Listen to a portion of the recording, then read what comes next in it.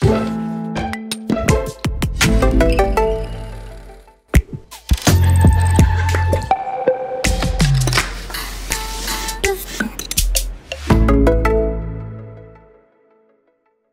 instants, on a juste une intervention en préalable et très courte. Merci. Merci beaucoup. Et je suis désolée, je vais devoir partir très vite, mais je vais quand même prendre un peu de temps pour vous présenter le dispositif mis en place par le département des Pyrénées-Orientales concernant l'accompagnement des tiers-lieux. Donc en fait, suite à la concertation citoyenne que le département avait mis en place en 2019, de cette concertation citoyenne ont été 15 engagements avaient été pris suite aux ateliers citoyens qui avaient été organisés, et dont l'engagement numéro 13 qui consistait à la création de 15 tiers-lieux dans le département sur une échéance de 5 ans. Donc suite à ça, en 2020, un premier appel à projet a été lancé. Premier appel à projet qui a été couronné par un vif succès, puisque cet appel à projet nous a permis d'accompagner 10 structures publiques et associatives. Donc un accompagnement financier qui a permis de structurer, réaménager ou créer des lieux de rencontre, d'échange, de convivialité, de création artistique, de pratique artistique. Bref, tout ce que peut regrouper le vocable tiers-lieu. Donc les lieux du lien, comme disait Marie Costa ce matin, les tiers-lieux d'aujourd'hui sont en fait les cafés du village d'hier, mais bien plus encore, mais l'esprit hier, ce sont évidemment des lieux de socialisation très forts, des lieux de rencontre, d'innovation, de création et surtout de belles aventures humaines. Je crois que vous allez pouvoir en discuter tout à l'heure un peu plus en détail. Donc, suite au succès de ce premier appel à projet, un deuxième appel à projet va être publié dès après-jeudi, puisqu'il va être voté par l'Assemblée délibérante dans sa session de jeudi après-midi. Donc, dès vendredi, vous pouvez retrouver cet appel à projet sur le site du département, donc qui s'adresse aux structures publiques et aux structures associatives et qui vont être accompagnées sur des dépenses uniquement d'investissement. Donc sur la rénovation des locaux, sur l'informatisation, sur la structuration des locaux et sur évidemment aussi l'acquisition de matériel. Donc je vais citer deux exemples qui ont été accompagnés en 2021. Donc l'association El Paseo à Perestort que vous connaissez sans doute.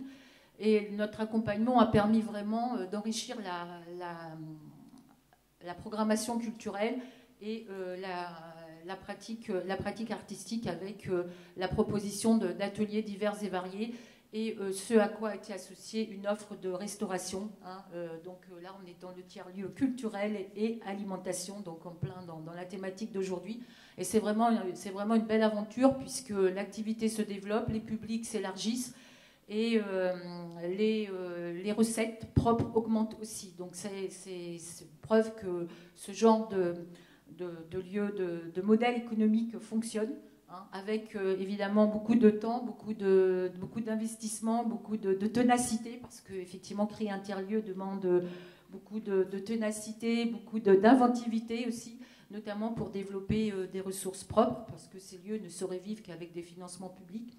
Donc il faut évidemment au fil du temps pouvoir développer des ressources pour trouver un modèle économique le plus équilibré possible. Donc voilà, n'hésitez pas à candidater si vous avez des projets en mûrissement ou en cours. Donc nous ferons le maximum pour vous accompagner sur des dépenses d'investissement. Voilà. Merci beaucoup pour ces éléments. Donc justement, je voulais vous demander dans la salle aussi si vous avez plusieurs questions. Savoir si un tiers-lieu existe sur votre commune, si vous voulez bien lever la main. Pour ceux d'entre vous, il y a un tiers-lieu qui existe sur sa commune, d'accord. Donc vous êtes 4, 5, 6, d'accord. Est-ce que vous avez un projet de tiers-lieu? Donc là, en l'occurrence, c'est un tiers-lieu qui n'est pas encore existant. Donc si vous voulez bien lever la main pour ceux d'entre vous qui ont un projet de tiers-lieu. Donc vous êtes 1, 2, 3, 4, 5, 6 à peu près aussi. Est-ce que vous représentez une collectivité? 3 d'entre vous. Pour ceux qui ont les projets de tiers-lieux, hein, je pose la question toujours, si vous êtes une association pour le projet de tiers-lieu, d'accord, ou un acteur privé, une entreprise, non, plutôt association du coup. Très bien, on va peut-être vous libérer, sauf s'il y a des questions. D'accord.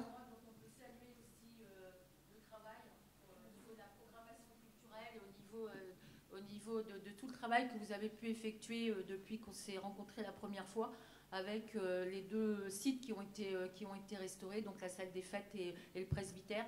Et là, on est vraiment un exemple, un très très bel exemple de réussite à travers toutes les activités de la programmation que vous proposez pour les différents publics à Villefranche-de-Conflans. Donc bravo, bravo et belle continuation pour la suite. Merci. Donc l'idée de cet atelier, c'est de voir effectivement des projets déjà existants, d'autres projets qui au contraire vont émerger sur le territoire, donc des tiers-lieux. Les tiers-lieux, donc, ce sont des espaces, des acteurs centraux de la vie des territoires, qu'ils soient urbains ou plutôt ruraux. Ils ont un vrai rôle de réactivation du lien social. Ils développent, ils permettent d'ancrer des activités variées. Vous le savez, là, donc, on va faire un focus sur tout ce qui est alimentation, mais aussi du coworking, des campus connectés, garages solidaires, maisons de services au public, épicerie sociale. Voilà, il y a une diversité d'activités dans ces tiers-lieux. Et donc, au niveau national, il y a une gouvernance, une mise en place, une structuration qui s'organise aussi. Donc, on a vu au niveau du département les actions. Au niveau national, donc, il y a l'association France Tiers-Lieux que vous devez connaître. On recense actuellement 2500 tiers-lieux en France et on tend vers 3500 tiers-lieux à horizon 2022. Donc il y a une vraie volonté d'accompagnement, d'encourager ces initiatives-là et ça s'est notamment traduit au travers du plan de relance avec un accompagnement par exemple pour la mise en place de conseillers numériques dans les tiers-lieux ou encore de services civiques. Il y a un programme national Nouveaux lieux, Nouveaux liens, que vous connaissez peut-être. Voilà, donc toute une diversité de dispositifs. La région Occitanie aussi a créé un label Tiers-lieux Occitanie pour rendre plus visibles ces espaces de coworking et de coopération et constituer un réseau régional. Donc, quelles sont aujourd'hui les dynamiques dans les Pyrénées-Orientales? Comment est-ce qu'on peut s'inspirer aussi d'exemples ailleurs sur le territoire? De quel projet est-ce qu'on peut s'inspirer? C'est ce dont on va parler au travers de cet atelier. Donc, pour cela, on a plusieurs intervenantes qui sont avec nous. Donc, on a deux intervenantes à distance et puis aussi en présentiel. Donc, à distance, donc, on a Élise Armentier Bouillon Cube, qui porte le projet La Grange dans l'Hérault. Si vous voulez activer votre micro. Oui, c'est bon normalement. Je ne sais pas si vous m'entendez. Oui. Après, je pense qu'il y a un décalage entre le son, avec le son, mais il y a aussi Stéphanie Roy de Bobine et Binette. Voilà, qu'on voit en plein écran. Émilie Flambeau, la cafetière à Aurillac. Bonjour, à Aurillac. Voilà. À Aurillac. Aurillac, dans 31. En Haute-Garonne. En Haute-Garonne. Et puis Laure Monod de la distillerie à l'Odève dans l'Hérault. Très bien. Bonjour, merci à toutes d'être présentes. Et on va commencer peut-être par écouter Élise Parmentier de Bouillon Cube qui porte le projet La Grange dans l'Hérault, qui est un tiers-lieu de référence.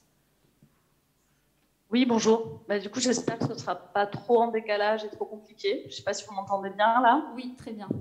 On ne vous voit pas très bien, mais on vous entend bien. Ouais, j'essaye à contre-jour un peu. Voilà. J'essaye de me mettre un peu mieux. Oui, donc bonjour à tous et toutes. Oui, effectivement, on porte un projet de Noël qui a été créé en 2006, donc ça fait 16 ans qu'on est sur le territoire maintenant, territoire Cos et Vallée de la Buège, qui fait partie de la communauté de communes du Grand Pic Saint-Loup, donc c'est sur la commune du Cos de la Selle. On travaille beaucoup avec les communes partenaires de Saint-Jean-de-Buège, Saint-André-de-Buège et Péguerolles de Buège, un bassin de vie de 600 habitantes. Voilà. Initialement, historiquement, on a eu 3 axes, on a toujours 3 axes d'activité activités, qui est une activité culture, une activité jeunesse et une activité internationale Europe. Et depuis 2018, on s'est lancé dans l'aventure d'un tiers-lieu, ici sur le site de la Grange, parce que de plus en plus de demandes et un territoire mouvant, avec de plus en plus de nouveaux habitants, habitantes qui s'installent ici avec des envies de construire, de co-construire ce territoire ici sur place. On a eu envie, nous, de s'ouvrir aussi et d'être à l'écoute de ce changement de territoire et de cette nouvelle dynamique. Et du coup, ça s'est fait et par le tiers-lieu La Grange, que l'on a inauguré là il y a 2 semaines, et qui a été ouvert officiellement en septembre 2021, après 1 an et demi de travaux. Et aussi par une dynamique qui s'appelle l'archipel des initiatives locales et citoyennes COS et Vallée de la Buège, qui est donc sur les 4 communes dont je parlais au début, et qui est plutôt pour nous une dynamique d'un tiers-lieu à ciel ouvert. Donc, dans l'idée d'avoir un tiers-lieu en fixe et qui puisse accueillir des structures usagères sur le tiers-lieu, voilà, de manière pérenne et en fixe tout au long de l'année, et aussi des initiatives qui se font sur ce territoire-là, mais qui ne sont pas forcément raccrochées à notre lieu, à la Grange, mais qui fonctionnent plutôt en archipel, donc avec l'idée d'avoir plusieurs structures, membres, référentes sur le territoire, et donc avec cette image qui pour nous, image bien cette idée de territoire, donc vraiment un tiers-lieu à ciel ouvert. Voilà, donc on a avancé dès 2018 avec et cet archipel d'un côté et le tiers-lieu, donc et sur la structuration, sur le montage, et comme je le disais, avec une ouverture en septembre 2021, avec la structure Bobine et Binette, dont Stéphanie Roy va parler tout à l'heure, qui fait partie des structures usagères et opérantes du tiers-lieu La Grange. Peut-être ce qui est important dans la thématique là, de cet atelier, c'est de dire que nous, effectivement, on a une casquette culturelle, donc on a un tiers-lieu culturel puisque Bouillon de Cube a été repéré et identifié comme une structure culturelle parce qu'on fait de la production, de l'accompagnement, de création régionale, qu'on a une programmation avec entre 12 et 15 000 spectatrices par an, des accueils d'artistes dans les classes avec différents publics. Voilà, tout ça, c'est le projet culturel phare le plus important. Mais du coup, dans le tiers-lieu, l'idée de ce tiers-lieu, c'était vraiment d'être dans un projet multisectoriel, de ne pas réduire l'activité qu'à l'activité culturelle. Et notamment au moment où on a fait un questionnaire pour faire remonter les besoins et les attentes des futurs usagers et usagères du tiers-lieu. Donc ça, c'était entre 2018 et 2019, vraiment en parallèle des travaux et de la construction matérielle du tiers-lieu. On a eu énormément de retours de structures en lien avec l'alimentation et avec la cuisine. C'est quelque chose qu'on n'avait pas pensé, nous, forcément, au début.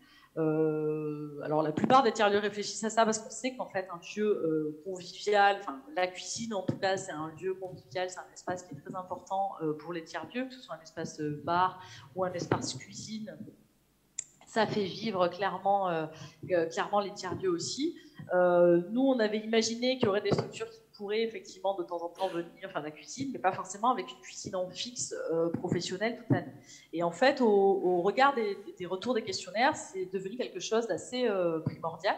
On a réorienté aussi un peu les travaux et les demandes de financement dans ce sens-là, puisqu'on a eu au moins 4, 5, voire 6 demandes avec des structures qui fonctionnent à l'année et qui sont des structures qui travaillent soit dans l'événementiel, soit sur des marchés locaux, soit qui vont être amenés à faire le repas pour les artistes, des structures culturelles qui sont hébergées dans le tiers-lieu de la Grange, de Bouillon Cube aussi évidemment, et du coup qui petit à petit ont développé leur propre service de cantine aussi et qui développent ça tout au long de l'année pour les coopérantes du tiers-lieu.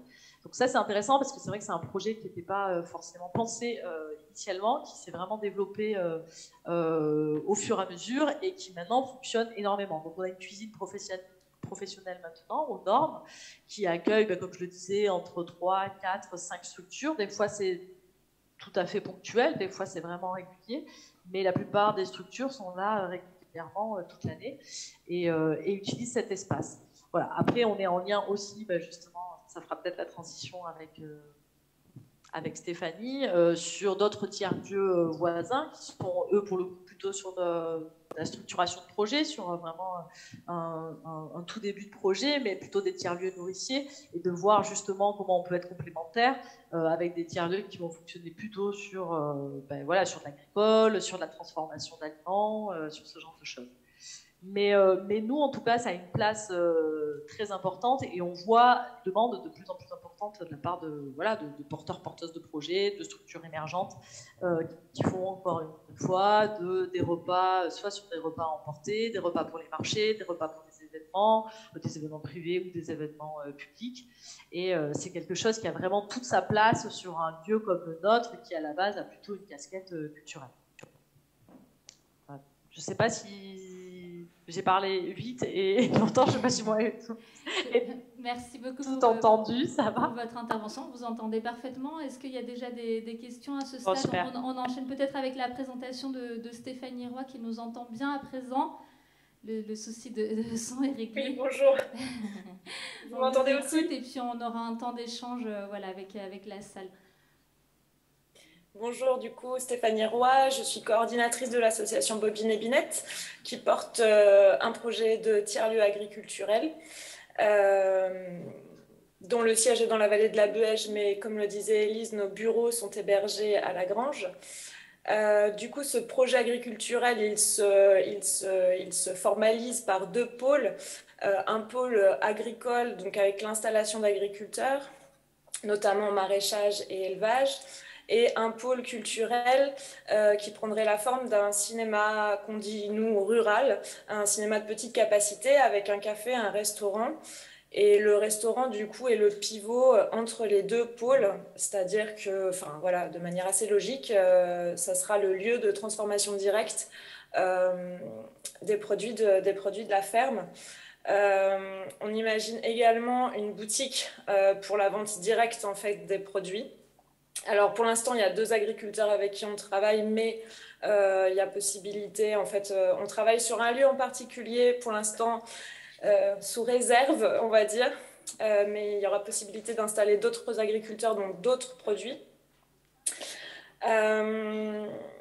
Voilà, ensuite on a aussi réfléchi en fonction des besoins des agriculteurs du territoire à l'installation d'un atelier de transformation, d'une conserverie. Il y a déjà des besoins qui nous ont été retournés, notamment en outils de séchage pour les plantes ou pour la viande. Voilà, donc en fait, on travaille en lien avec les agriculteurs sur aussi la construction en fait, des propositions sur ce lieu. Voilà, je crois que si vous avez des questions, c'était rapide. Mais... Je me tourne vers les participants. Est-ce qu'il y a des questions, des besoins de précision? Non? On poursuit alors avec peut-être les interventions. Je propose peut-être de donner la parole maintenant à Laure Monotte qui est directement ici. Donc, projet La Distillerie à l'Odève dans l'Hérault. Vous allez nous en dire plus? Je croyais que j'allais être la dernière. J'aurais plus rien à dire, alors je suis désolée. Moi j'ai été invitée ici bien que je vienne de l'Hérault et je regrette qu'il n'y ait pas d'autres tiers-lieux du territoire qui puissent parler de leur expérience aussi sur leur rapport avec l'alimentation. Donc je vais vous brosser je vais essayer de faire simple, mais j'ai fait des notes parce que j'étais un petit peu précipitée sur la préparation de cet événement et voilà. J'ai pas de mon PowerPoint, mais c'est tant mieux. Donc, pour vous dire que notre lieu, il n'a pas du tout bénéficié d'aide départementale au départ, puisque c'était un lieu qui avait été conçu par des privés. Le départ était autour d'un lieu. C'est une ancienne distillerie qui était à vendre, avec des bâtiments répartis autour d'une cour centrale, et avec une partie d'anciens bureaux et une partie d'anciens ateliers qui hébergeaient autrefois une distillerie, d'où notre nom. Il y a eu 6 fondateurs qui ont acheté ce lieu pour qu'il ne soit pas morcelé au niveau du foncier. Et ils ont senti ce lieu comme un lieu vraiment destiné à favoriser l'échange et le partage avec ces deux bâtiments qui se faisaient face autour d'une cour centrale. Et les personnes qui l'ont créé sont toutes sur des métiers de conception. Donc il y avait 2 architectes, une paysagiste, une autre personne qui travaille dans l'habitat collectif, une urbaniste. Et tous ont imaginé tout de suite le lieu en l'achetant comme un lieu d'échange entre des personnes qui conçoivent et des personnes qui fabriquent, donc avec une future installation d'entreprise artisanale dans les parties ateliers. Donc c'était en 2016 qu'ils ont acheté le bâtiment. En 2017, ils ont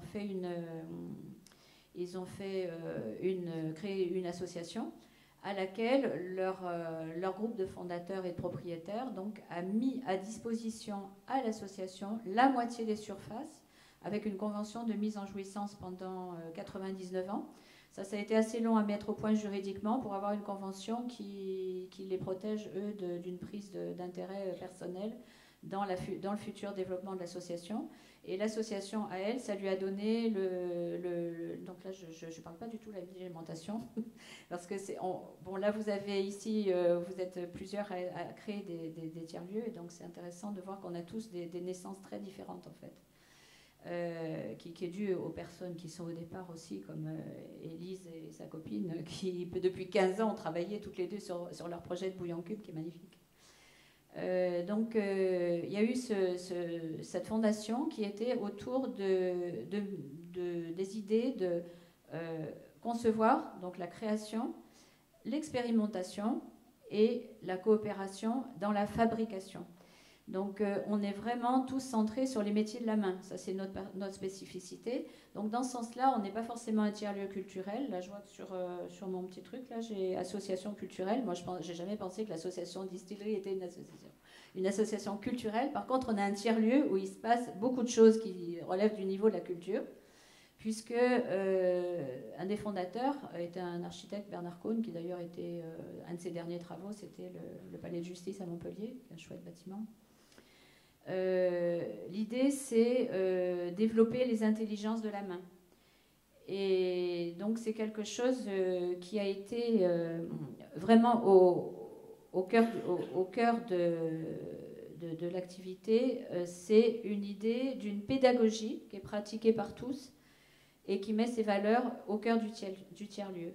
Et cette pédagogie, elle trouve des développements dans des actions très différentes qu'on a déclinées au fur et à mesure dans la transmission de savoir-faire, et une action phare qui est la mobilisation et la remobilisation des jeunes, mais dans leur parcours de vie, dans leurs ressources personnelles, où savoir-être et savoir-faire sont travaillés. Donc ça s'appelle Potentiel Jeune. C'était notre première action importante qui nous a tous fédérés autour de cette mobilisation pour les jeunes, pour leur redonner confiance dans leur propre potentiel. Et tout ça passe par une idée, une conception, une mise en maquette et ensuite une fabrication. Et le jeune a fait, lui, quelque chose tout seul et qui va servir éventuellement à la collectivité, puisqu'on a beaucoup maintenant avec Potentiel Jeune qui, lui, est en train de prendre son autonomie. Du mobilier urbain qui a été conçu pour la ville, du travail sur des espaces conçus pour la ville, des jardins publics, du mobilier pour une médiathèque, la fabrication de composteurs avec une autre association du territoire qui elle travaille sur les jardins partagés et le compostage. Et tout ça a été toujours en lien avec d'autres associations. Alors l'ODEV est assez particulier parce qu'on le verra pour le domaine de l'alimentation. Pour nous, c'est une évidence que depuis des années et des années, à l'ODEV, on travaille sur le local. Et l'alimentation locale de qualité, et si on peut bio, c'est vraiment une motivation pour énormément de gens. L'ODEV est une toute petite ville de 8000 habitants. Au marché du samedi, on retrouve 6 fabrications de 6 boulangers qui sont quasiment tous des paysans qui se servent chez les paysans meuniers, qui font eux-mêmes leur pain. Et on se dit, mais c'est pas possible, dans cette petite ville, comment ils font pour vivre, les 6 boulangers? Et en fait, il y en a une qui s'est installée à la distillerie et qui maintenant a abandonné l'idée d'aller faire son chiffre d'affaires avec les marchés à Montpellier, parce que sur place, en fait, il y a les clients. Donc, ce tiers-lieu, quand il a été créé, on n'a pas du tout eu le cas de figure de certains tiers-lieux qui sont créés par des collectivités, qui mettent un lieu à disposition, qui l'équipent de A à Z, et ensuite qui vont chercher les rapports avec le territoire, parce que malheureusement ça arrive. On a un petit exemple dans notre pays d'un Fab Lab qui pour l'instant est quasiment vide parce qu'il a été créé par une collectivité, mais il n'y avait pas forcément une demande exprimée en face. Et il n'y avait pas le pool des gens, le pool des habitants, le pool des bénévoles surtout, qui sont extrêmement utiles et chez nous extrêmement nombreux. Donc chez nous, on a démarré avec 0 financement public, que des financements privés et un système de prêt avec d'apport avec droit de reprise, c'est-à-dire un prêt à taux zéro de particuliers qui maintenant commence à être remboursé aux personnes qui ont investi dans notre projet. Et dès le départ, même les locaux étaient absolument pas en état. C'était du chantier, c'était des courants d'air et c'était des fenêtres bouchées avec du bois et du plastique. Dans le futur atelier terre, ça a été le lieu de la cantine au début. Et la cantine, elle a été dès le départ. Et c'était vraiment notre lien. C'était un peu le rôle de la maman dans la famille qui sert sa bonne petite mixture à chaque repas. Donc la cantine a existé dès le début avec une personne entièrement bénévole. Et puis petit à petit, on a créé l'espace pour la cantine. Il a été financé en grande partie par un appel à financement participatif sur la plateforme Zest. Et ensuite, on est allé chercher de l'argent auprès d'une fondation, la Fondation de France. Alors, Fondation de France a été notre premier financeur qui nous a aidés à démarrer. Et la cantine, là-dessus, a fait des progrès. Et le four a été créé par une première boulangère. Puis la première boulangère, qui était en coopérative d'activité, a trouvé que ça ne correspondait pas à son mode de vie. Elle l'a passé à une autre qui s'est installée aujourd'hui, qui est une fille qui a fait sa reconversion, donc c'est Raphaël, qui venait, elle a été baignée déjà dans l'environnement. Donc elle avait travaillé pour des CPIE, pour des AMAP, etc. Et un jour, elle a décidé, moi je veux le faire. Je veux produire mon pain avec des bonnes farines, etc. Elle s'est installée chez nous. Elle a cherché ses producteurs. Elle a trouvé des connexions avec des paysans meuniers qui fournissent de la farine semi-complète, du petit épeautre, des choses qui sont faites en local. Et elle travaille dans un four qui avait été créé avant elle, un four à feu de bois. Donc elle vend dans un circuit de magasins de petits producteurs qui sont en coopérative à l'ODEV. Il y en a deux, il y a un qui est en coopérative et l'autre qui est en association. Et ça se passe hyper bien. Donc la cantine, physiquement, elle est au milieu de la cour et c'est vraiment là le centre.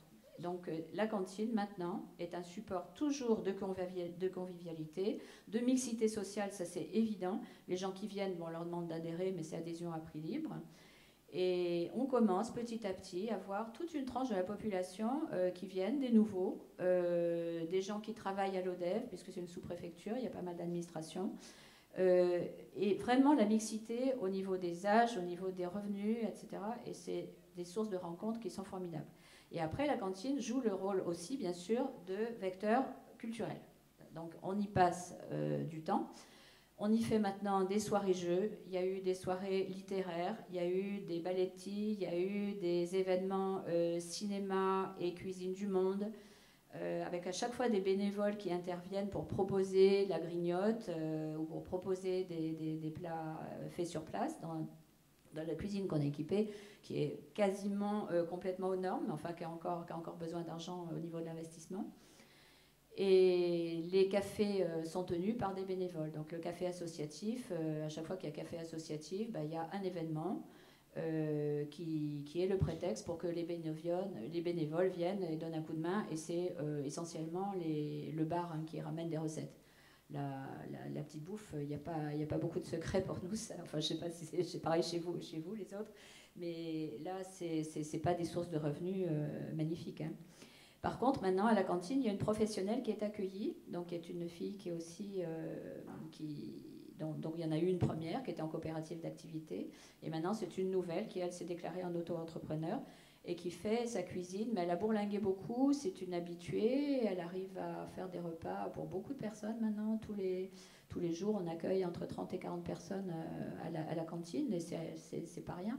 Et celle qui est bénévole a un peu moins la capacité de réactivité qu'elle, et donc elle a plutôt des tablés. Bon, elle arrive à faire à 20, 25 personnes, et il faut réserver son repas. Alors que celle qui est professionnelle maintenant, qui travaille, bon, bah, elle répond plus à une demande un peu plus intensive. Et alors, leur attitude à l'une et l'autre, bah, c'est, je leur ai posé la question, donc je leur ai dit, bah, écoutez, maintenant, il faudrait que, moi, on m'envoie pour parler de la distillerie, mais moi, l'alimentation, c'est pas mon truc, hein. Moi, j'étais dans l'administration de l'association en tant que bénévole, et puis je m'occupe de l'atelier terre. Et donc Raphaël et Hélène la cuisinière, m'a dit, bah, je vais vous lire carrément ce qu'elle m'a dit, hein. Je lui ai demandé, parle-nous un petit peu de tes problèmes d'approvisionnement. Comment tu fais pour faire une cuisine éco-responsable et avoir des prix corrects quand même pour le public, parce qu'on veut que nos repas soient accessibles au niveau des tarifs. Donc elle me dit, j'ai pas moyen d'acheter du labellisé bio, bien qu'avec l'inflation galopante, les prix du bio deviennent de plus en plus envisageables. Mais j'achète le plus local possible. Parfois, j'achète un ami maraîcher bio tout de même.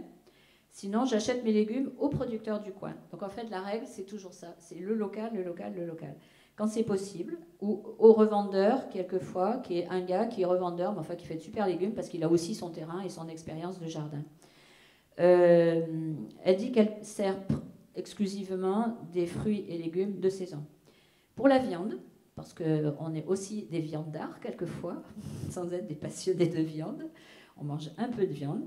J'achète exclusivement un grossiste du Nord-Aveyron. Les bêtes vivent et meurent dans un rayon de 100 km autour de cette usine. Et Samira, la bénévole, elle achète aux petits producteurs en général, qui eux sont secteur Larzac, donc soit pour le mouton, pour le bœuf.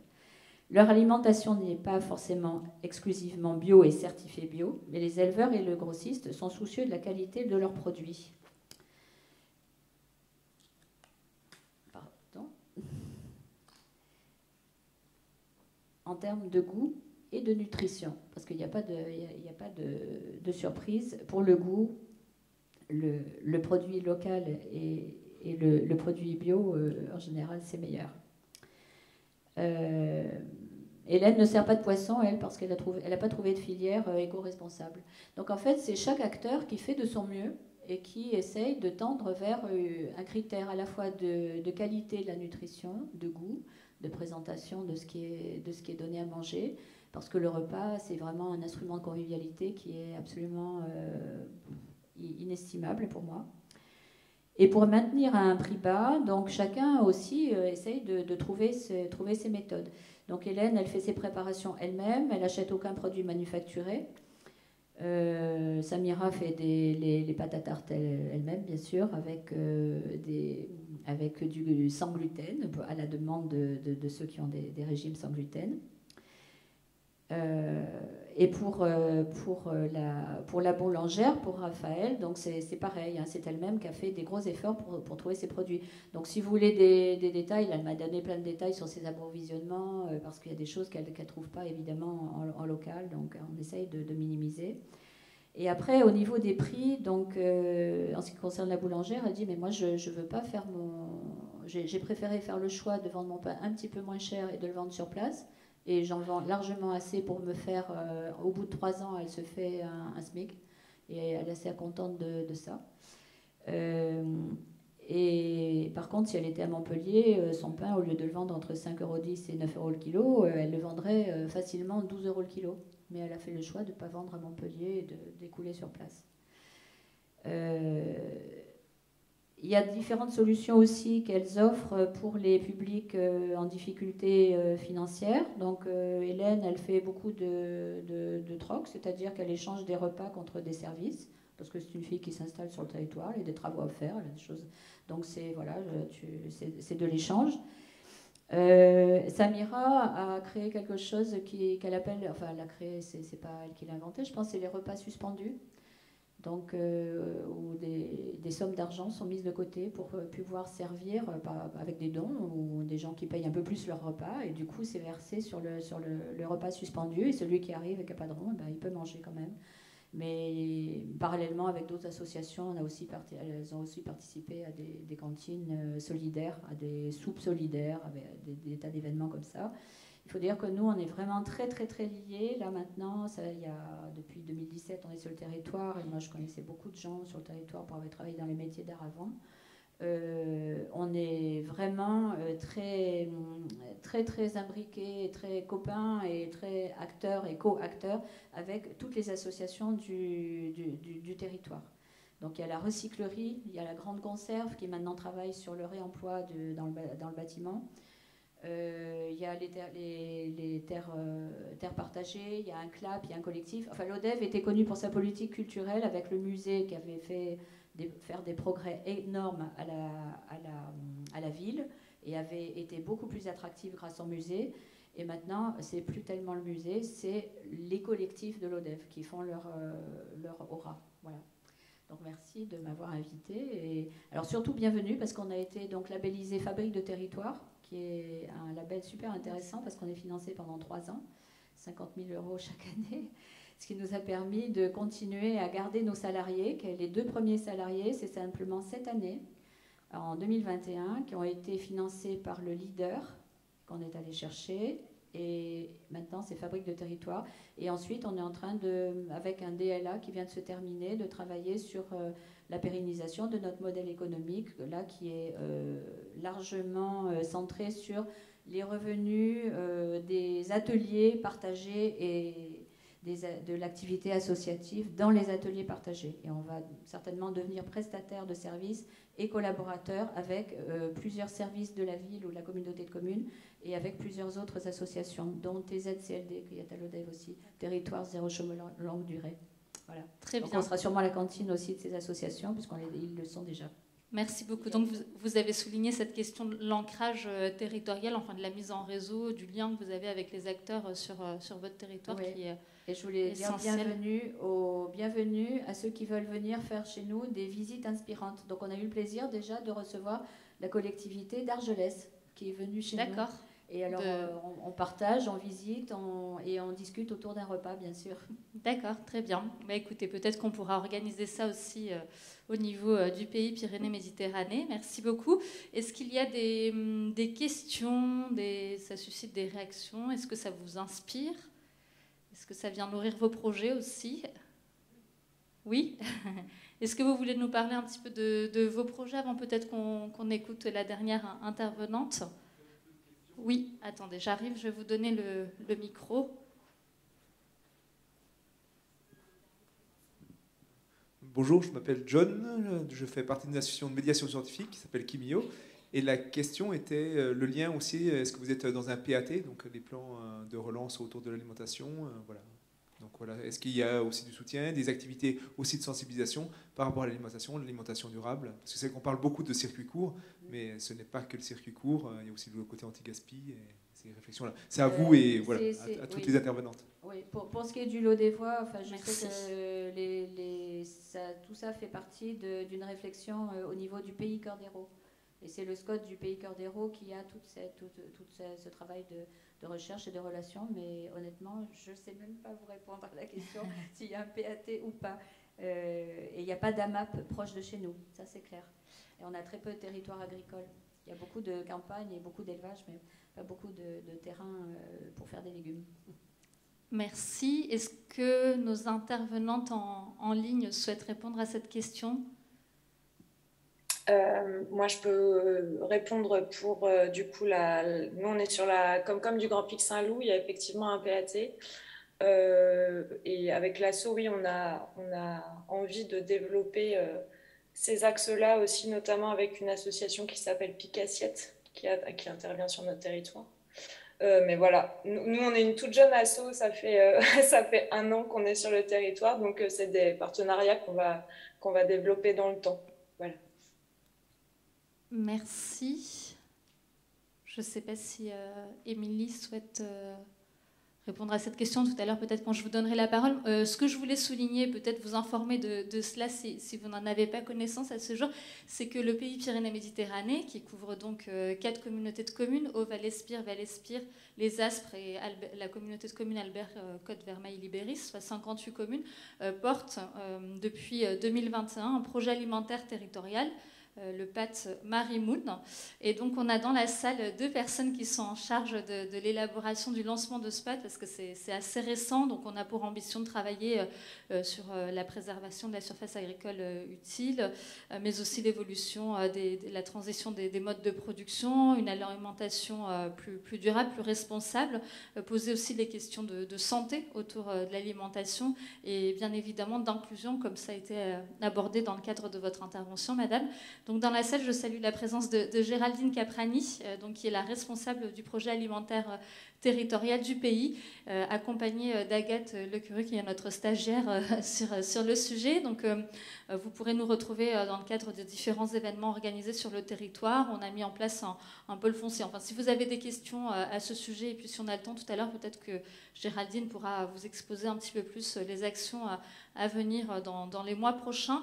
Mais si aujourd'hui on a aussi souhaité rapprocher dans ce forum Entreprendre dans la culture les questions d'alimentation et de tiers-lieux, de culture, voilà, ce n'est pas non plus anodin, c'est justement pour être aussi à l'écoute des initiatives locales, à l'heure aussi où on prépare la future programmation européenne. Enfin, voilà, comment est-ce qu'on va structurer, organiser le prochain programme leader sur notre territoire, mais également le futur contrat territorial avec la région Occitanie. Donc vous parliez tout à l'heure des différents leviers de financement, et donc ça effectivement c'est important, et c'est sûrement ce vers quoi on s'oriente aussi comme piste de travail dans les mois et les années à venir. Tout comme aussi les appels à projets qui sont effectivement nombreux. Vous avez parlé de la fabrique des territoires. Voilà, il y en a de plusieurs. Donc n'hésitez pas, si vous n'êtes pas abonné à notre bulletin de veille, à notre lettre d'info, à le faire, puisqu'on fait une veille spécifique sur les appels à projets. Et vous pourrez peut-être y trouver des informations sur des projets des appels à projets qui pourraient vous intéresser. Est-ce qu'il y a d'autres réactions dans la salle, d'autres interventions peut-être? Moi, je voulais peut-être juste rebondir sur ce que vous venez de dire juste à l'instant, et pour rebondir aussi en lien avec la distillerie, sur effectivement, nous, au tiers-lieu culturel Lagrange, on est aussi labellisé fabrique de territoire depuis 2020, donc 3 ans, et on est aussi labellisé tiers-lieu région, Occitanie. Voilà, et peut-être juste dire qu'effectivement, une des missions importantes en tant que fabrique, c'est aussi l'accompagnement et le suivi des autres structures tiers-lieux, porteurs et porteuses de projets. Donc nous, même si on n'est pas directement en lien avec toutes ces questions d'alimentation, puisqu'encore une fois, notre terrain d'action était plutôt vraiment tout ce qui était culturel à la base. Par contre, on est vraiment sur du multisectoriel et sur de l'accompagnement de structures qui vont être amenées à développer des projets qui peuvent être en lien avec l'alimentation ou autre, comme on le fait notamment avec Bobine et Pinette, que ce soit sur des accompagnements de dispositifs existants sur le territoire, aussi via le leader, qui est aussi sur le territoire et qui a permis vraiment de mettre en place pas mal de projets, que ce soit sur de l'équipement, mais aussi sur des temps forts. Là, comme le week-end dernier avec les agriculturels, un festival qui a été mené pour la première année par Bobine et Pinette. Il y a pas mal de choses en fait qui se structurent, et effectivement, en tant que fabrique de territoire, nous, on a vraiment cette veille-là à accompagner, et effectivement, comme le disait Laure, à faire aussi des visites inspirantes. On fait des visites mensuelles tous les derniers jeudis du mois. Donc ça fait partie vraiment de notre temps de travail, et de ce financement-là, c'est pour être aussi un peu chef de file sur nos territoires départementaux, et où on travaille ensemble aussi dans des réseaux après nationaux de fabriques qui ont été labellisés, pour essayer au plus d'être en réseau et au plus de faire du lien, de mettre d'échanger aussi nos pratiques, d'échanger des outils, de pouvoir mettre sur la table différentes choses qu'on expérimente sur nos territoires ruraux, urbains, périurbains, avec chacune nos spécificités. Et c'est là où c'est super intéressant, et le lien peut-être entre le côté culture, alimentation, culture cuisine, culture tiers-lieu nourricier, où pour nous, en fait, c'est quelque chose qui était assez éloigné de notre activité première et qui devient finalement assez transversal et assez logique en fait, de discuter avec des structures voilà, qui développent plutôt ces axes-là, parce que nous, en le pratiquant déjà dans notre tiers-lieu avec une cantine et des structures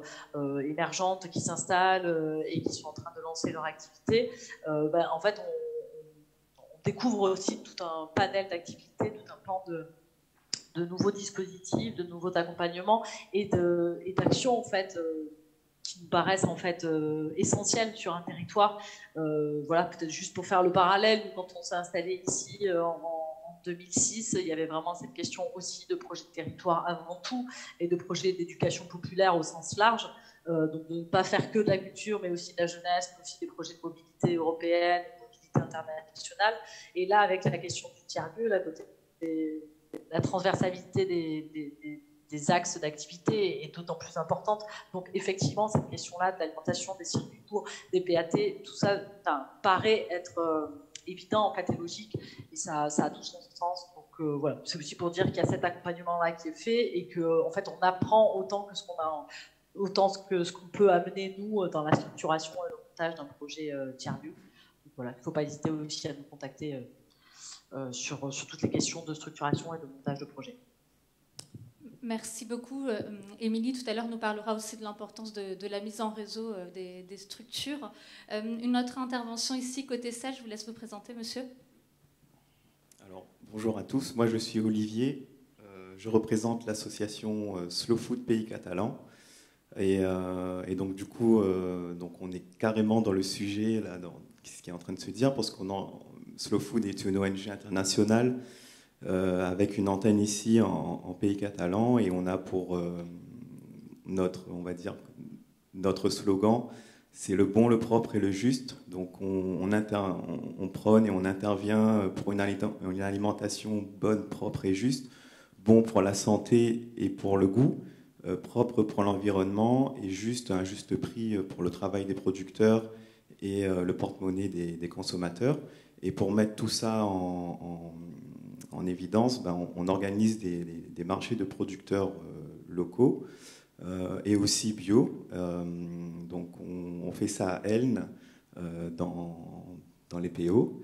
Et aussi, on intervient aussi dans des festivals comme le prochain festival Greenland Festival, où on va fournir des légumes et des fruits, et aussi sensibiliser les festivaliers, les citoyens sur comment bien manger, comment se fournir en bons produits, où aller, et aussi accompagner avec l'association Arbres et Paysages 66, où ils interviennent sur les plantations d'arbres et de haies champêtres, et aussi une démarche agroécologique pour les agriculteurs. Et donc ça fait un cercle vertueux, donc de la terre à l'assiette. Et donc on mène des actions et des projets comme ça pour l'alimentation, pour bien manger, pour être en bonne santé, et continuer vers cette démarche du bon, du propre et du juste. Voilà, je voulais juste intervenir pour informer ça, et qu'on est là dans le département. On a envie de mutualiser aussi nos actions avec les différents acteurs. Et voilà, donc merci pour votre attention. Merci. Aïlne, c'est tous les premiers dimanches du mois, c'est ça? Le Mercat de la Terre. Et donc prochainement, à partir de vendredi jusqu'à dimanche, il y a les rencontres de l'agroécologie qui sont organisées par Arbres et Paysages 66. Vous pouvez retrouver les informations sur notre page Facebook ou notre LinkedIn aussi. Oui. Ce sera Palo d'Alvidre, hein, c'est ça? Vous voulez nous préciser les dates? Le 24 juillet, de 14h à 14h. Voilà, le 24 juillet. Très bien, merci. Est-ce qu'il y a d'autres interventions, questions dans la salle, réactions? Bon, on va passer à la dernière intervention, et puis peut-être ce sera intéressant dans la dernière partie aussi. Tout à l'heure, vous avez levé la main pour dire qu'il y avait plusieurs projets de tiers-lieux, soit déjà existants ou à venir, que vous nous en disiez aussi quelques mots, ça pourrait être intéressant. Donc je vais donner la parole maintenant à Émilie, qui est en direct d'Aurillac. Si vous voulez bien Alors, est-ce qu'on vous entend? Oui, vous m'entendez? Oui, c'est parfait. On vous écoute alors. Donc, je redis Aurignac. Il ne faut pas faire l'amalgame entre la ville d'Aurillac et Aurignac. Nous, on est un petit village au sud de la Haute-Garonne. Et donc, je suis là pour parler un peu de ce qui se passe, pas seulement à Aurignac, mais aussi dans le Comminges. Et plus précisément, on est dans ce territoire pays Comminges-Pyrénées. Donc, c'est tout le sud de la Haute-Garonne. C'est 3 communautés de communes, à peu près 80 000 habitants. Et c'est 235 communes. Et donc, il y a des démarches intéressantes qui se passent. Je vais en parler de quelques-unes. Donc, la première qui me semble intéressante de mentionner, c'est que suite à la loi NOTRe, nouvelle organisation territoriale de la République, finalement, l'idée, c'était que les politiques publiques se prennent en tenant compte des droits culturels. Et donc, le territoire, les acteurs du territoire se sont saisis de cette proposition. Et il y a eu un groupe de travail collectif qui s'appelait Culture et Territoire en Comminges pour déblayer, en fait, cette idée des droits culturels et éclairer les prises de décision politiques. Ça a duré 5 ans. Et donc là, ils en voient le bout. Et ce qui n'était pas forcément prévu au départ, mais finalement, ce qui a été choisi, c'est de rédiger une charte.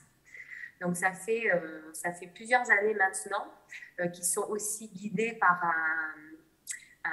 un professionnel qui les accompagne pour la rédaction, qui a été financé, c'est intéressant à noter, par le pays, Comminges-Pyrénées. Après quelques années de travail de ce groupe collectif, et le pays a vu qu'il y avait aussi un intérêt à prendre part financièrement. Donc, cette charte, ça y est, rédigée. Elle doit être votée là, dans les mois à venir par les 3 communautés de communes du pays et sera ensuite en octobre présentée lors d'une restitution publique en présence de Patrick Mayer-Bisch, qui est à l'origine notamment de la déclaration de Fribourg. Et donc, ce qui est très intéressant à noter, c'est que le terrain s'est vraiment emparé de cette question et que ensuite la démarche a été actée par les politiques qui ont choisi de financer la démarche. C'est une charte qui va être engageante et qui va aider les élus sur comment soutenir les actions culturelles. Et comme c'est un peu le sujet ici, quand on parle de culturel, ce qui a été montré, c'est que en fait, on est bien loin de l'artistique. On est dans quelque chose de beaucoup plus transversal, où la culture, en fait, c'est tout ce qui fait que je suis moi et que vous êtes vous, et qu'en fait, il n'y a pas de jugement de valeur ou de culture plus ou moins importante que l'autre. Il y a vraiment cette idée qu'on est tous porteurs de culture. Et l'idée de cette démarche, c'était vraiment comment on fait territoire tous ensemble. C'est quand même un groupe qui a travaillé 5 ans. Et il y avait le noyau dur, c'était 30 personnes qui se sont vues tous les mois pendant 5 ans. Donc c'est une belle démarche qui montre aussi comment, quand des lois sont votées très loin là-haut à Paris, comment le territoire aussi peut s'en servir et travailler de pair avec les pouvoirs publics. Donc ça, c'était une première chose. Et ensuite, pour ce qui nous concerne plus en termes de tiers-lieux, donc on a monté un réseau informel qui pour l'instant n'a pas de nom, qui s'appelle Réseau des tiers-lieux du Comminges. Et donc on est une douzaine de structures qui depuis 1 an et demi nous réunissons tous les 2 mois.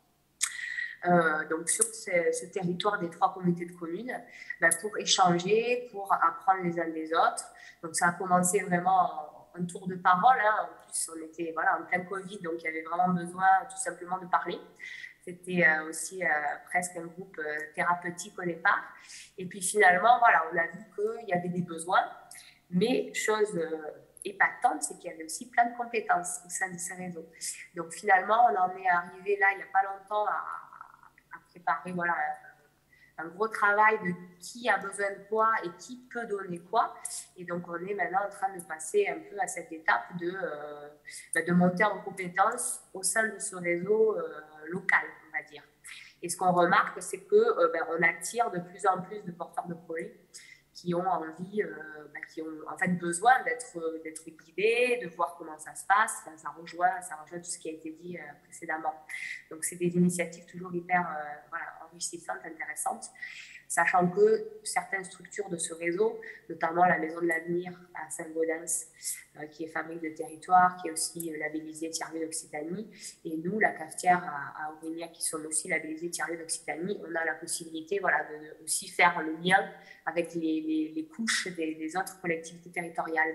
Donc bien sûr, l'événementiel, la culture est au cœur de la plupart de nos projets, mais il y a aussi toute une démarche autour de l'alimentation, autour voilà, de jardins, enfin de tiers-lieux agriculturels qui se met en place avec notamment à Saint-Gaudens, autour de la Maison de l'Avenir, un magasin de coopérateurs, et vraiment l'idée de créer un écopôle alimentaire en lien aussi avec les jardins du Comminges qui sont à Uos, donc plus près des Pyrénées, qui font partie du réseau COCAN, qui est un réseau national, avec des initiatives de jardins partagés, donc à Saint-Gaudens. On en porte aussi sur Aurignac en lien avec une association qui s'occupe de l'animation, enfin de la vie sociale des demandeurs d'asile qui sont dans un Prada à Aurignac.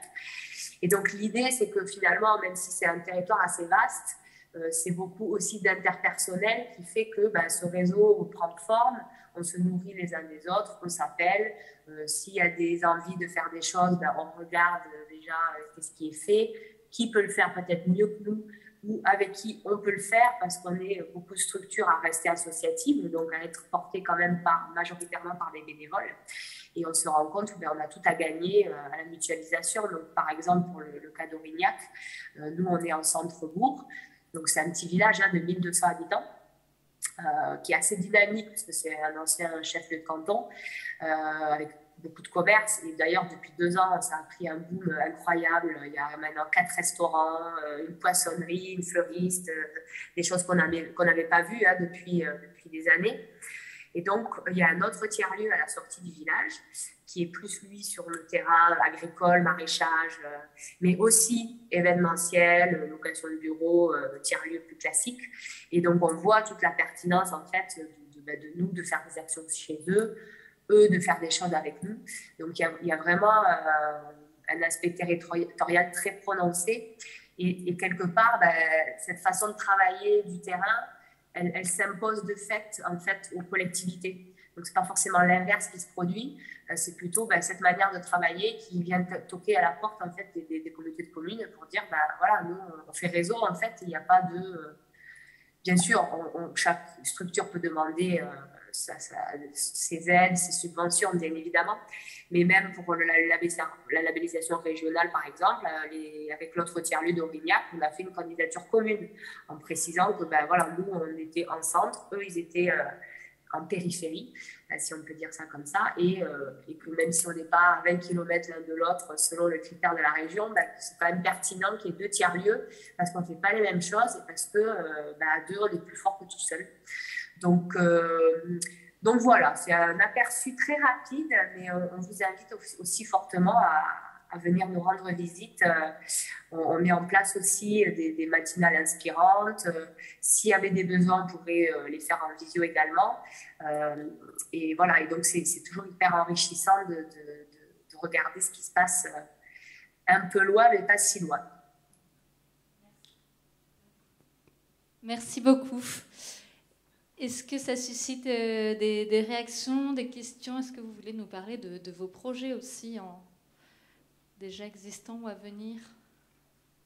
Oui, je vous donne la parole si vous voulez bien vous présenter. Je peux passer le micro. Et puis j'avais donné des post-it, je ne sais pas si vous avez rempli, si vous avez noté un mot-clé. Ma collègue Maëva va venir les récupérer, on regardera ce qu'il en ressort. Bonjour. Alors, je suis Bernadette Plane, moi je viens des Alberts. Voilà, on a un projet, bon, pour l'instant c'est au stade d'œuf fécondé, je vais dire. Donc on est encore en train de réfléchir. Ouais, voilà, en fait il y a un gîte touristique, que tu connais d'ailleurs, Maspicton. On aimerait faire un tiers-lieu là-bas. On a commencé en fait à faire des différentes activités, des activités culturelles, des activités pour les enfants. Après, bon, par rapport à l'alimentation aussi, l'écologie, en fait, il y a plein d'idées. Bon, alors, heureusement, sur mon téléphone, j'avais marqué, je m'étais envoyé. Donc l'idée, c'est de créer un lieu coopératif de vie locale au cœur d'un gîte touristique, où il y a un accueil, il y a 2 gîtes, 10 chambres, il y a 200 mètres carrés de pièces communes, 500 mètres carrés d'extérieur.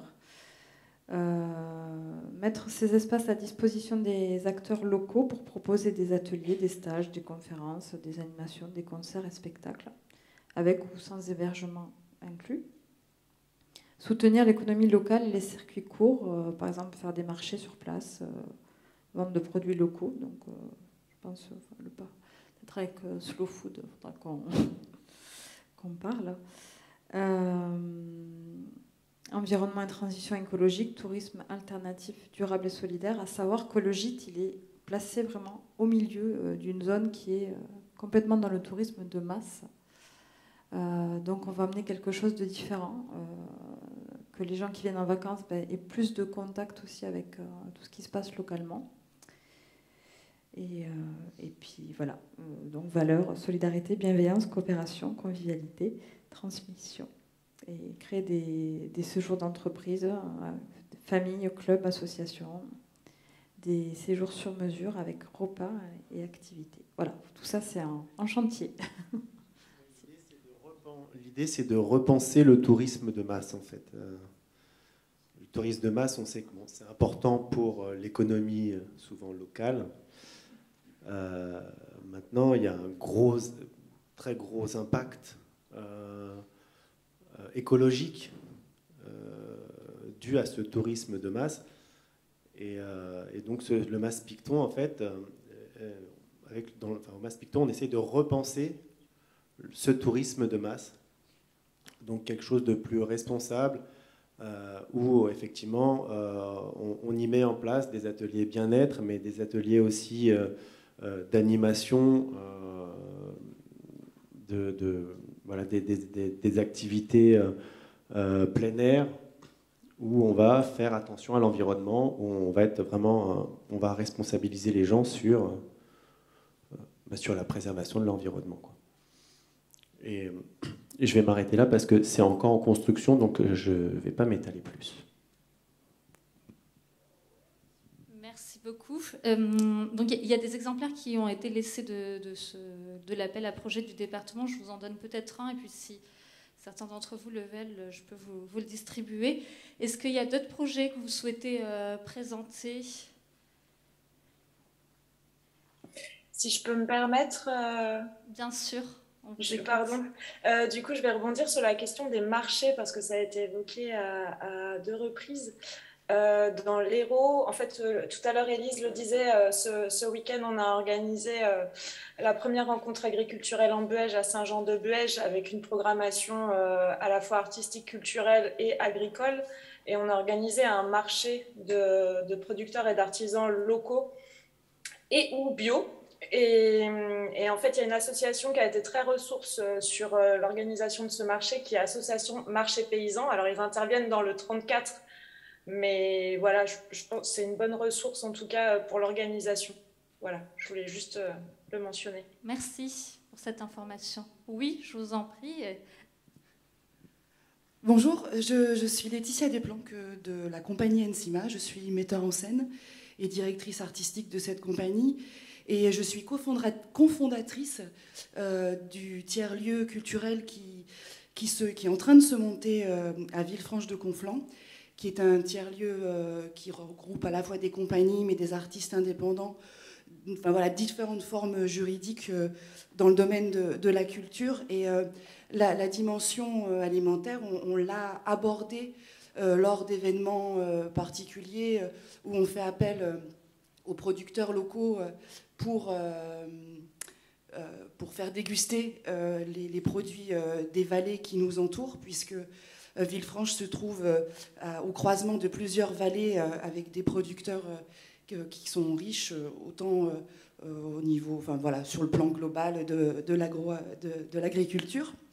Et voilà, ça m'inspire en tout cas de vous entendre parler de cantine, parce qu'il y a aussi des cafés associatifs pas très loin de chez nous, Mais voilà, je me pose la question si effectivement ça ne peut pas être aussi un lieu de mixité, puisqu'on cherche vraiment à accueillir de nouvelles initiatives. Là, aujourd'hui, on était 17 cofondateurs de ce tiers-lieu et on a envie d'accueillir le plus grand nombre pour enrichir notre projet. Et je crois que la question de l'alimentation peut être une bonne piste. Merci pour ces témoignages. Merci à vous. Je voulais juste rajouter une petite chose, mais alors effectivement, il y a la question de la mixité sociale, il y a la question de la culture au sens large du terme culturel, hein, qui intègre évidemment la partie alimentation. Je pense qu'il ne faut quand même pas se mentir sur le fait qu'un espace cantine, restauration, buvette, bar sur un tiers-lieu, c'est aussi un modèle économique. Voilà, c'est important aussi pour, en tout cas, les porteuses de projets qui sont dans la salle. Voilà, nous, en tout cas, ça n'a pas été notre posture à nous, dans le sens où ce n'est pas vous qui porte un espace de restauration.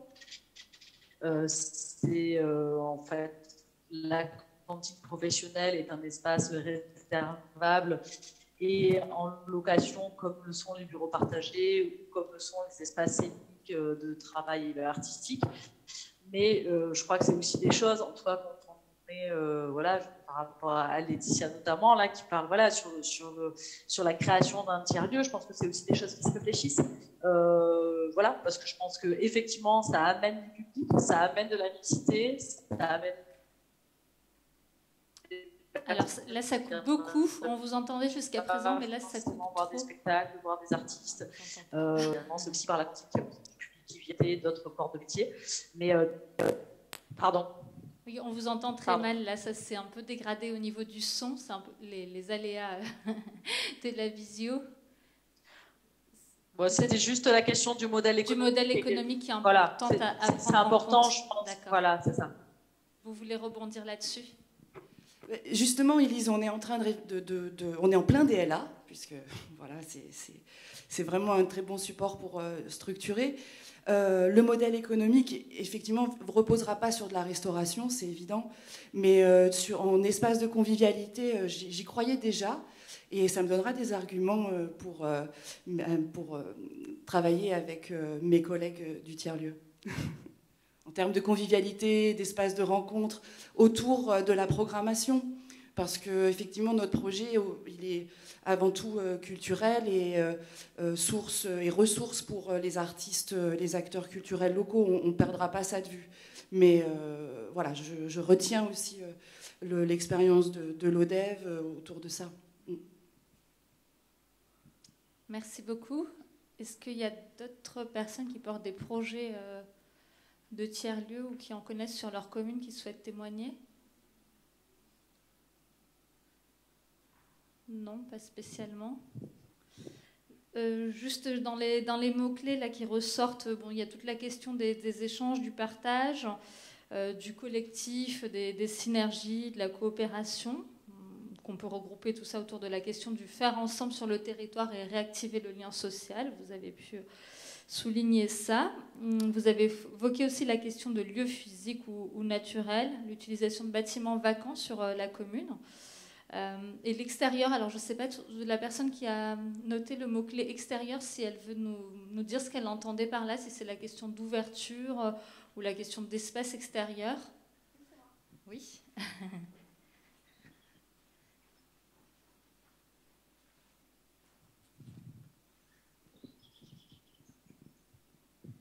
Donc pour préciser mon propos, comme je suis scénographe, je suis très sensible à l'espace. Et donc pour moi, le tiers-lieu culturel, c'est vraiment un endroit propice pour sortir de la boîte noire et proposer un espace, donc aussi dans cet esprit d'extérieur, d'échange, de convivialité, c'est aussi de proposer des lieux qui n'étaient pas à l'origine conçus pour des espaces culturels, et qui le deviennent de par l'aménagement qu'on en fait, mais qui est en fait très humain, quoi. D'accord, merci beaucoup pour cette précision. Et puis il y avait aussi la question des initiatives locales qui ressortait comme sujet. On a pu le voir au travers des différentes interventions. Le dynamisme éco-responsable aussi, peut-être la personne qui a noté ça souhaite préciser. Puis il y a une expression, c'est tous porteurs de culture. Oui, dynamisme éco-responsable. Je pense que vous l'avez illustré à travers votre projet, sortir du tourisme de masse, c'est ça, entendu. Vous souhaitez intervenir ? Moi, je voudrais savoir s'il y a des conseils spécifiques que vous auriez à apporter pour des communautés de communes ou des collectivités qui souhaitent monter des tiers-lieux.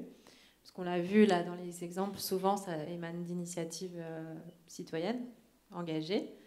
Et effectivement, le risque de vouloir faire à tout prix un tiers-lieu et de se retrouver avec un lieu qui est vide, c'est un peu une question, est-ce qu'il faut plutôt faire un AMI pour trouver un porteur? Est-ce qu'il faut que ce soit porté par la commune? Comment est-ce qu'on a des exemples en fait, de tiers-lieux qui réussissent mais qui viennent plutôt d'un portage public? Vous ne vous êtes pas présentée, c'est Nathalie Figuelia, donc je travaille à la communauté de communes du Val-Espire. Et donc nous, on a un projet de tiers-lieu sur la commune de Rennes, qui est en développement. Suite à il y a eu un projet de tiers-lieu qui venait d'un collectif qui n'a pas fonctionné. Donc là, je ne sais pas encore quel sera le portage pour la suite. D'accord, merci. Donc je me tourne vers nos intervenantes. Est-ce que vous avez des éléments de réponse à apporter là-dessus ? Moi, je peux juste vous donner notre exemple qui est une tentative de travailler avec la commune sur un montage de tiers-lieux public-privé, en fait. Donc là, on en est au tout début, donc je ne sais pas si ça va fonctionner, mais en tout cas, l'idée est de travailler en collaboration, en fait, avec la commune sur le montage de ce projet-là. Moi, j'avais envie d'ajouter, alors à la séance de restitution de notre DLA, là, qui vient d'avoir lieu hier, la communauté de communes est venue et on se connaît depuis longtemps et on s'est rendu compte, là encore, qu'on avait encore besoin de se parler, de se raconter, parce qu'ils découvraient différentes activités du tiers-lieu qui avaient été mal communiquées de notre part, qui avaient de l'intérêt pour eux et qui avaient de l'intérêt notamment pour certains de leurs services qui étaient présents aussi, notamment au niveau du centre social, au service jeunesse. On s'est rendu compte qu'ils connaissaient qu'une partie de notre travail qui était celui de potentiel jeune, les actions jeunes, parce que ça avait été l'action phare. Et que les responsables de l'action jeune avaient été beaucoup voir la commune et ils avaient beaucoup partagé dessus. Ils avaient aussi demandé de l'aide, pas forcément financière, mais de la collaboration pour des utilisations d'espace, pour des collaborations de fabrication, etc. Et ce qui nous a été dit de leur part était très intéressant et très sympa. En fait, c'était, et en même temps c'était un reproche, c'était de dire en fait on vous connaît pas assez, vous n'êtes pas assez visible et vous êtes trop timide et vous n'êtes pas venu assez nous voir et nous rencontrer et il faut que vous sortiez beaucoup à l'extérieur. Donc en fait, je ne sais pas que vous dire de la part d'une communauté de communes. Est-ce que la communauté de communes connaît bien ces assos ? Est-ce que vous vous déplacez dans les assos? Est-ce que vous rencontrez les gens? Et nous, en tant que tiers-lieu, ce qu'on a fait à un moment, on n'arrive pas tellement à suivre parce qu'on n'a pas assez de disponibilité au niveau humain, c'est quand même à chaque fois que ça a eu lieu, c'était super intéressant, c'était de se rendre compte, de se rendre à ce qui était organisé par la communauté de communes ou par la ville, qui sont les petits déjeuners jeunesse ou les petits déjeuners parentalité. Donc ils ont fait ça un moment, c'était vachement intéressant parce qu'on apprenait justement les uns les autres sur le territoire à se connaître, à savoir de quelle manière on était complémentaires et quelle était la position de la collectivité au milieu de tous ces mouvements associatifs. Et ça, c'est quelque chose qui s'est stoppé à cause du Covid. Et donc on a compris là qu'il fallait qu'on recommence. Et de temps en temps, nous, on accueille dans notre tiers-lieu des petits déjeuners comme ça, ou des réunions, où viennent d'autres assos pour se rencontrer sur une thématique spécifique. Et donc en fait, je pense qu'il faut beaucoup travailler sur la communication avec les assos et avec le contexte local. Parce que moi, j'ai travaillé en communauté de communes. Donc je savais comment les gens, les habitants, faisaient toujours la confusion, par exemple, entre les techniciens, les élus. Quand ils parlaient de la commune, ils parlaient de la communauté de communes. Quand ils parlaient de l'État, ils parlaient du département. Au niveau de tous les échelons des élus, etc. C'est un monde, mais complètement incompréhensible quand on est un citoyen normal. Et donc, l'effort, il est celui-là. C'est-à-dire qu'il faut que les élus et les techniciens sachent se présenter et sachent faire savoir ce qu'ils font vraiment. Et en même temps, les assos, c'est exactement pareil. Il faut qu'elles arrivent à rencontrer les élus, connaître les techniciens qui vont être leurs interlocuteurs au quotidien, connaître les élus, parce que ça va être leur interlocuteur au niveau des demandes de financement. Enfin, il y a toute une éducation à faire des deux côtés. Et je pense surtout que quand même, les communautés de communes et les élus ne se déplacent jusqu'à maintenant, se déplaçaient, parce qu'ils le font de plus en plus maintenant chez nous, ils se déplaçaient rarement dans les associations.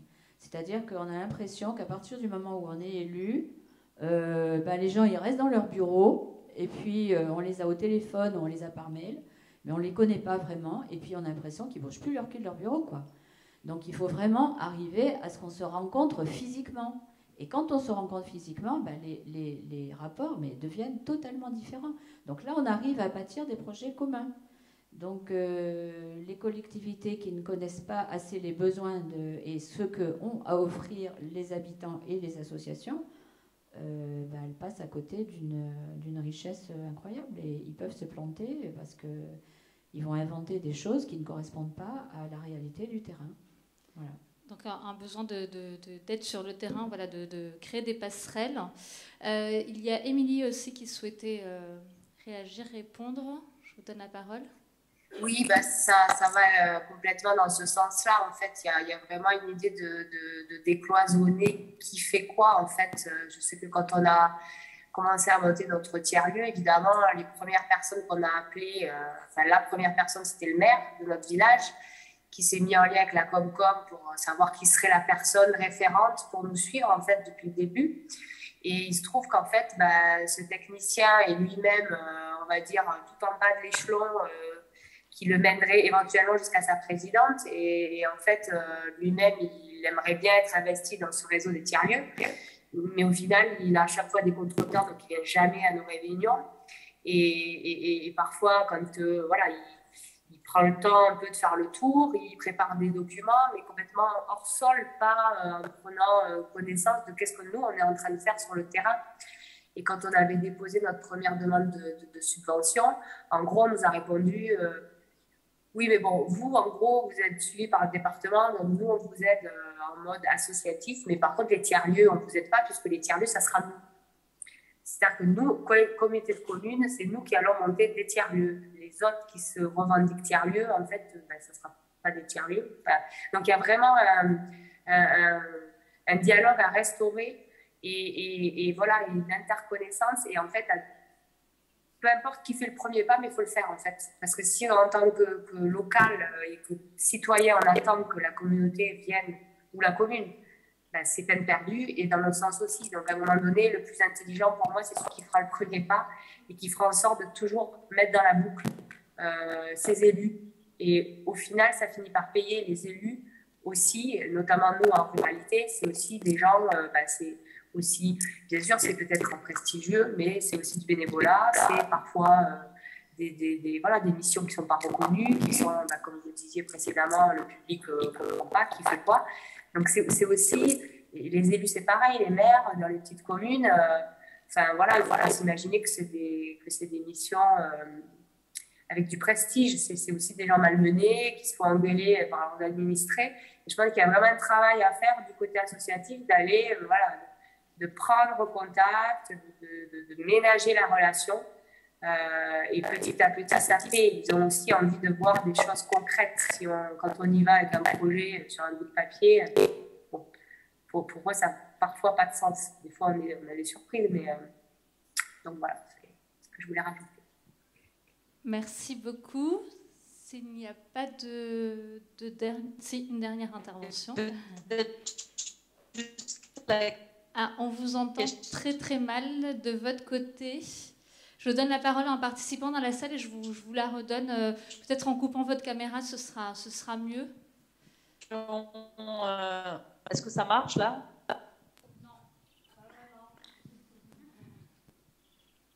Je donne la parole à un participant dans la salle et je vous la redonne juste après. Oui, donc Benjamin Elbaz. J'étais coprésident du tiers-lieu de Rennes, la Palanca. On a dû arrêter. Alors, pour différentes choses. Bon, déjà, le Covid, il nous a fait très mal. Ensuite, on s'est vraiment posé la question de savoir si un tiers-lieu à Rennes était pertinent. L'emplacement qu'on nous a proposé, bon, ça peut être un chouette endroit, mais il y a beaucoup de travaux. On est passé de 400 000 à presque 1 million ou 800 000 euros de rénovation, je crois. Un truc comme ça. D'une échéance de 1 an et demi, 2 ans, à une échéance de... on ne sait plus. Et puis, le pont de Rennes, c'est quelque chose, c'est un endroit où les gens passent. Est-ce que les gens s'y arrêtent? Il n'y a pas vraiment de parking, il n'y a pas vraiment...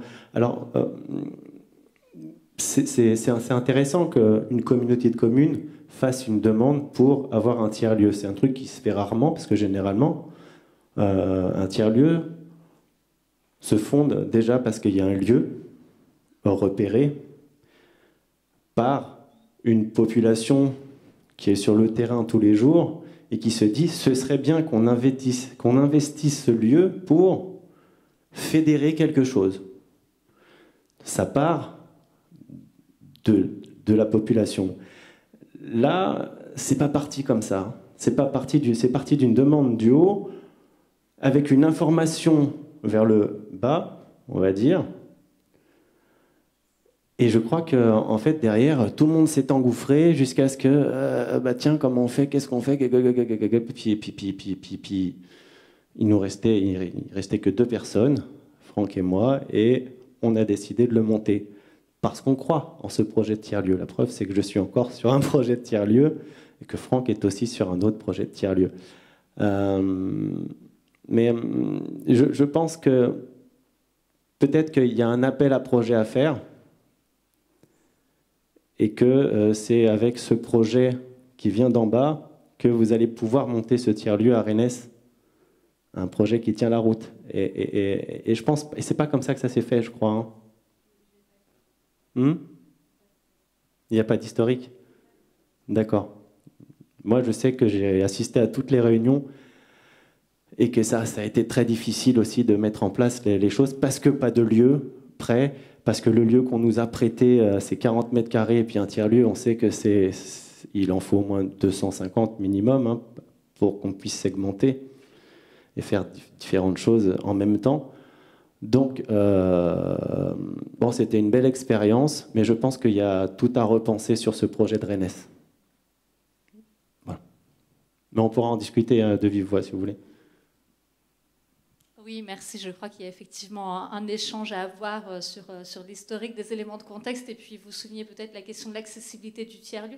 Après, ce qu'on voit et ce que j'aperçois dans les différents échanges, c'est aussi finalement la diversité des situations, des cas. Voilà. Et après, c'est aussi les acteurs, enfin les différents ingrédients qu'on va mettre dans le projet qui vont en faire un projet différent. Je redonne la parole à Élise et puis une toute dernière intervention dans la salle avant de clôturer cet atelier. Élise. Oui. Ah, ça n'a pas l'air terrible, mais on va essayer. Ah, non, là vraiment, on vous entend très très mal. Vous m'entendez mieux? Ah oui. Ouais, vous m'entendez pas mieux? Là c'est bon. Ben, on laisse... Ouais, c'est mieux? C'est bon. Non, mais je ne vais pas faire long, du coup, si c'est compliqué la connexion. Non, je crois que, en fait, ce qui est valable pour le secteur, c'est valable. ça marche pas du tout. Pour le secteur public. Et que, encore une fois, je crois que ça a été dit plusieurs fois là depuis. Bon, on laisse. Oui, on rééchangera par mail et puis on mettra votre contribution complémentaire dans le compte rendu. Je vais donner la parole pour une dernière intervention. Merci. Karine Gonzalez, moi j'accompagne les projets de développement culturel et j'avais une question sur le lien entre la programmation culturelle et l'alimentation, parce que là on parlait d'activités qui cohabitent. Monsieur à côté évoquait toute l'importance aussi de la sensibilisation aux enjeux de l'alimentation et de l'agriculture et en quoi la programmation culturelle participe à tout ça, à sensibiliser, à éveiller, à créer le débat et peut-être d'autres projets. Merci, vaste question je pense pour cette fin d'atelier, mais peut-être voilà, quelques-uns intervenants, même des participants dans la salle, souhaitent y répondre. Est-ce que je me tourne vers nos intervenantes? Oui, moi je peux juste évoquer ce qu'on a en tout cas envisagé sur notre futur tiers-lieu pour faire le lien justement entre culture et agriculture et du coup les questions de comment se nourrir. Il y a plusieurs aspects. Effectivement, en termes de programmation culturelle, nous, ça passera par le cinéma en premier lieu. On mène déjà en fait des séances qu'on a appelées des ciné-papotes. Voilà, c'est simplement des ciné-débats où on a fait notamment intervenir à la dernière séance sur la question du maraîchage. Julien Vert qui est dans le Var et qui a créé Potager et compagnie et qui accompagne des communes sur la création de potagers communaux et vergers communaux. Donc ça, c'est l'aspect programmation cinématographique. Après, on envisage aussi en fait des ateliers de médiation en lien en fait avec les agriculteurs directement. Voilà, comment faire ses semis, voilà, à destination à la fois des plus jeunes, mais aussi des plus grands. Merci. Allez, cette fois-ci, c'est vraiment la dernière, sinon on va trop dépasser le timing. Allez-y, monsieur. C'était peut-être plus pour compléter par rapport aux actions qui peuvent être menées. Je sais qu'il y a aussi à Marseillan, donc, dans l'Hérault, donc le FabLim, qui travaille justement à faire une programmation avec des rencontres de professionnels, des chercheurs, des expositions. Donc c'est vrai qu'il y a vraiment aussi tout ce travail-là qui est mis en place. Donc il y a le côté artistique, culturel, mais il y a aussi des ateliers donc, qui peuvent mettre en place, qui va compléter justement toute cette approche, et notamment sur le côté nutritionnel, de ne pas être que dans le faire, mais accompagné dans le faire-faire, et d'apporter le contenu qui va permettre de rendre aussi autonomes les gens quand ils seront chez eux. Très bien, merci beaucoup. Lim. Fabalim. Alors, on vous mettra quelques liens complémentaires des ressources dans le compte rendu.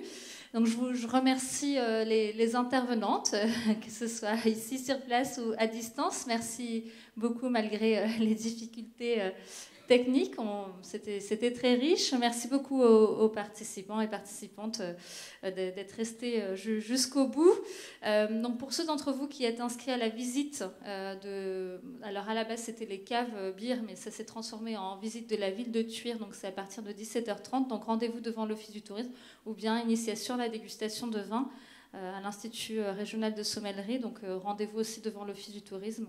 Voilà, pour participer à ces deux visites. Donc j'espère que ce forum a été riche pour vous. Et puis on vous donne rendez-vous, pas l'année prochaine, mais dans 2 ans, voilà, c'est tous les 2 ans qu'on organise normalement cet événement.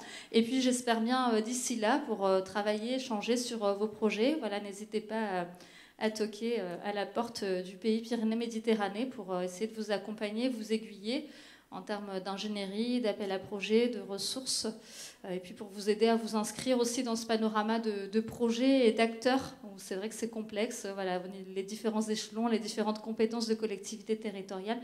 Donc on est là aussi pour faciliter cette mise en réseau. Un grand merci à vous toutes et tous. Je vous invite à répondre au questionnaire d'évaluation du forum qui vous sera transmis par mail. Et je vous souhaite une bonne fin de journée. Merci.